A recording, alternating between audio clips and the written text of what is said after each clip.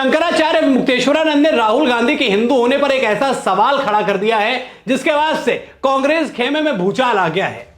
अगर वो हिंदू होते तो मनुस्मृति को अपनी किताब मानते। अभी मुक्तेश्वरानंद जितना धार्मिक मामलों में दोस्तों एक्टिव रहते हैं, उससे कई गुना ज्यादा आपने देखा होगा कि राजनीतिक बयानों को लेकर भी अभी मुक्तेश्वरानंद चर्चा का विषय बने रहते हैं। महाकुंभ के समय, भगदड़ के समय, जिस समय अभी मुक्तेश्वरानंद का बयान निकलकर सामने आया, उसके बाद से लोगों ने इनकी काफी आलोचना की कि एक शंकराचार्य होने के नाते या बतौर शंकराचार्य होते हुए इस तरीके के राजनीतिक बयान देना उन पर शोभा नहीं देता। अमूमन हमने देखा भी है दोस्तों कि अभी मुक्तेश्वरानंद के जो बयान आते हैं वो बयान या तो बीजेपी के खिलाफ होंगे या फिर योगी मोदी के कान घुमाने वाले होंगे, लेकिन इस बार बयान आया राहुल गांधी के खिलाफ। उनके मन में क्या चल रहा था कि अचानक से राहुल गांधी उनके निशाने पर आ गए। दरअसल मामला है हाथरस रेप कांड का, जिसको लेकर सदन में राहुल गांधी अपनी बात रख रहे थे। वहां जिक्र होता है मनुस्मृति का, और उनकी बातों से शंकराचार्य अभी मुक्तेश्वरानंद को यह लगता है कि राहुल गांधी मनुस्मृति को नहीं मानते, और मनुस्मृति को जो नहीं मानता है वो हिंदू नहीं होता। ऐसी तमाम बातें जो है वो कही जाती हैं, और इसी को लेकर एक रोष, एक गुस्सा जो है वो अभी मुक्तेश्वरानंद का देखने को मिला राहुल गांधी के खिलाफ। अब मैं आपको अभी मुक्तेश्वरानंद का वो पूरा बयान सुना देता हूं, जिसकी वजह से कांग्रेसी खेमे में हल्का हड़कंप मच गई है। लोग सोच रहे हैं कि अभी मुक्तेश्वरानंद जो अमूमन विपक्ष के पक्ष में बयान देते हैं, बीजेपी की कान खिंचाई करते हैं, वही अभी मुक्तेश्वरानंद आज राहुल गांधी पर ऐसा सवाल क्यों कर रहे हैं, जरा आप भी सुनिए। कि कांग्रेस पार्टी के एक नेता हैं राहुल गांधी। राहुल गांधी ने संसद में खड़े होकर के ये वक्तव्य दिया। कोई बलात्कार का मुद्दा चल रहा था, वहाँ पे चर्चा हो रही होगी, तो बलात्कारी बाहर घूम रहे हैं और जिसके ऊपर बलात्कार हुआ है वो बेटिया घर के अंदर बंद रहने के लिए मजबूर है, ये वो कह रहे थे। तो ऐसी कोई घटना हुई होगी जिसके बारे में वो चर्चा कर रहे हैं, उसमें हमें कोई आपत्ति नहीं है। अगर जो पीड़िता है उसकी पीड़ा को समझ करके वो संसद में उठा रहे थे तो ये तो कितनी अच्छी बात है।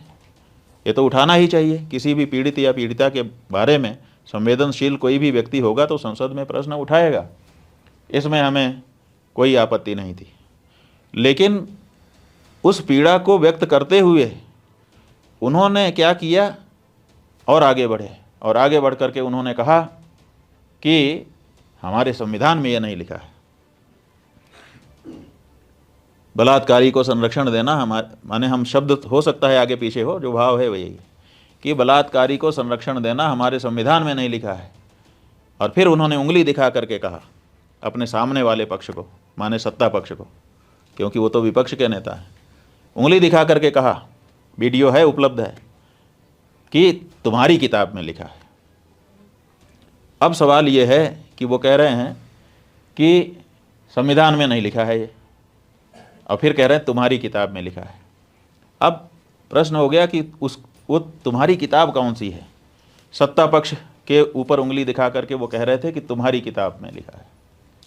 हम लोग सोचने लगे इतना सुन करके कि उनकी कौन सी किताब है जिसमें बलात्कार को संरक्षण लिखा है, लेकिन ज़्यादा देर तक हमको सोचने का अवसर नहीं मिला, क्योंकि उन्होंने खुद साफ कर दिया अगले वाक्य में। फिर उंगली दिखा करके उन्होंने कहा मनुस्मृति में लिखा है। अब सवाल यह है कि मनुस्मृति हम हिंदुओं का धर्म ग्रंथ है, हम मानते हैं और पूरा विश्व मानता है कि इस संसार में सबसे पहला संविधान अगर कोई बना तो वो मनुस्मृति बनी। तो मनुस्मृति तो सबसे पुराना विश्व का संविधान है, और उस संविधान से प्रेरणा लेकर के जाने कितने संविधान रचे गए हैं, और हम तो आज भी उसके अनुसार अपना जीवन चलाते हैं। मनुस्मृति की किसी बात से आप असहमत हो सकते हैं, हो सकता है कि आपको समझ में ना आ रहा हो सकता है परिस्थितियों का बदलाव होने के कारण आपको बात अलग लग रही हो। आप ये कह सकते हैं कि मनुस्मृति की ये बात हमको समझ में नहीं आती है, हम इसको नहीं मान पा रहे हैं, इसमें कोई बाधा नहीं है। लेकिन आप मनुस्मृति को आक्षेप कर रहे हैं कि तुम्हारी किताब में लिखा है, मनुस्मृति में लिखा है। इसका मतलब है कि दो बातें साफ हो गई। एक, उन्होंने ये कहा कि ये तुम्हारी किताब में लिखा है। तुम्हारी किताब शब्द बताता है कि मनुस्मृति को राहुल गांधी अपनी किताब नहीं मानते। अगर वो हिंदू होते तो मनुस्मृति को अपनी किताब मानते। जो भी हिंदू हैं वो मनुस्मृति को अपनी किताब मानते हैं। केवल मनुस्मृति को ही नहीं, 18 स्मृतियाँ हैं, उन 18 को हम अपनी किताब मानते हैं और वही धर्मशास्त्र कहलाता है। जो स्मृतियाँ हैं वही हमारा धर्मशास्त्र हैं और धर्मशास्त्र से ही निर्णय करके हम अपना जीवन आगे बढ़ाते हैं। उसमें मनुस्मृति सबसे प्रमुख है। तो मनुस्मृति हम हिंदुओं का धर्म ग्रंथ है, धर्मशास्त्र है। ये वो बयान था जिसकी वजह से राहुल गांधी चर्चा का विषय बन गए हैं। लोग सवाल कर रहे हैं कि क्या वाकई राहुल गांधी हिंदू नहीं है। अब देखिए, राहुल गांधी वाला जो ये मामला है, कोई पहली बार नहीं है कि धर्म, जाति या फिर नागरिकता को लेकर राहुल गांधी पर किसी ने इस तरीके की टीका टिप्पणी की हो।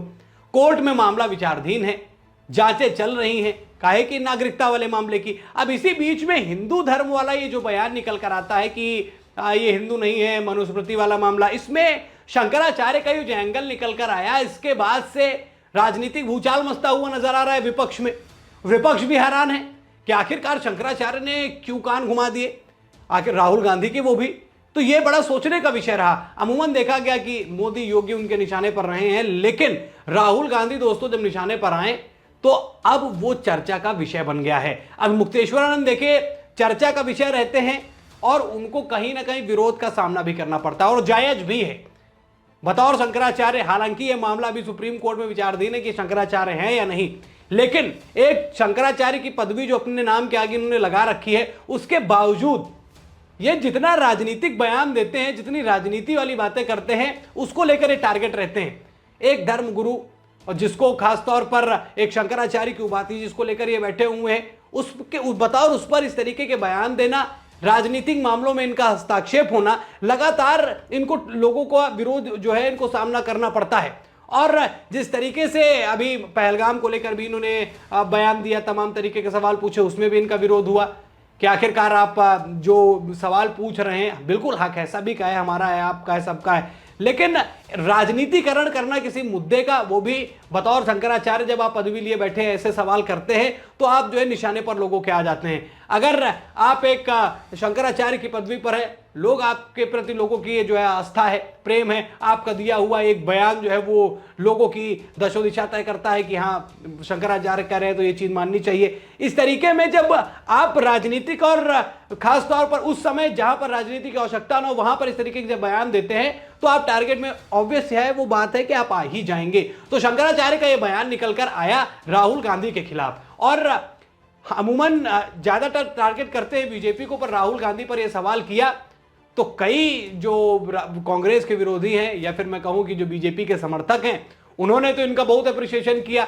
लेकिन वही विपक्ष जो लगातार इन्हीं के वीडियो को वायरल करके बीजेपी यानी सत्ताधारी पार्टी से सवाल करता था, आज वही क्या कर रहा है, शंकराचार्य अभी मुक्तेश्वरानंद से सवाल कर रहा है, उनके खिलाफ बोल रहा है। देखिए राजनीति है, कब कहां पलट जाए मामला कुछ समझ में नहीं आता है, कौन किसके लिए खड़ा हो जाए, कौन किसको क्या बोल दे, ये भी नहीं समझ में आता है। तो शंकराचार्य का ये बयान कहीं ना कहीं ये मुसीबत की घड़ी है राहुल गांधी के लिए भी, और जिस तरीके की बात उन्होंने कही है ये बड़ा चर्चा का विषय बन गया, सोशल मीडिया पर बड़ी चर्चा है इस बयान की। अब आप बताइए कि क्या जो बातें शंकराचार्य ने कही उसके हिसाब से क्या राहुल गांधी पर जो सवाल उठ रहा है कि ये हिंदू नहीं है, क्या लगता है आपको? कमेंट सेक्शन दोस्तों इंतजार कर रहा है आपका, कमेंट करके जरूर बताइएगा। साथ ही साथ आप अभी मुक्तेश्वरानंद को लेकर क्या कहेंगे, जो लगातार राजनीतिक बयान देते रहते हैं और लोगों के गुस्से का सामना भी इनको करना पड़ता है कि एक शंकराचार्य होकर इस तरीके की बातें करते हैं, क्या कहना है इनके बारे में भी? दोनों राय अपने कमेंट में जरूर बताइएगा। खबर में इतना ही, वीडियो को लाइक और शेयर करें। चैनल पर दोस्तों नए हैं, चैनल को जरूर सब्सक्राइब कीजिएगा। फिर मिलते हैं नई खबर में, तब तक के लिए धन्यवाद।